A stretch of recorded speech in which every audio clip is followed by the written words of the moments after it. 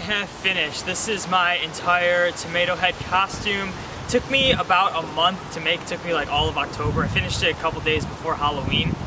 This is what I wore on Halloween. It was so fun. I think it turned out great. I got basically everything. I got the knee pads, the boots. I had to buy the boots online, but I made the little guards they have for them.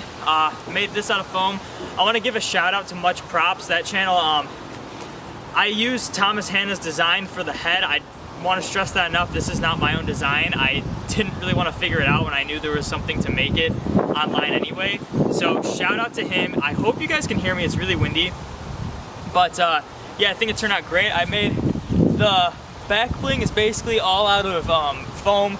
I used hot glue for the cheese. I didn't really show that. Yeah, the straps are foam. On Halloween, the straps broke because I was dancing too hard. So I had to fix that really quick. I also have the little arm controller, same thing, foam. I got a little wire to hook to it too for that. Yeah, pizza slice, it is detachable. It's so you can wash the shirt, basically. I just used Velcro. So that one's not really attached.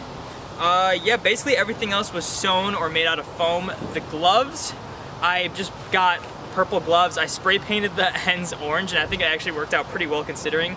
I cut off the fingertips, and then I used part of the fingertips to make those little, I don't know what you call them, things on the ends that he has. But yeah, overall I think it turned out great. And yeah, thank you guys for watching. If you want any more video game based art, I plan on doing a bunch of 2D stuff in the future. But if you want anything else, let me know. Yeah, without further ado, here's my tomato head costume completed.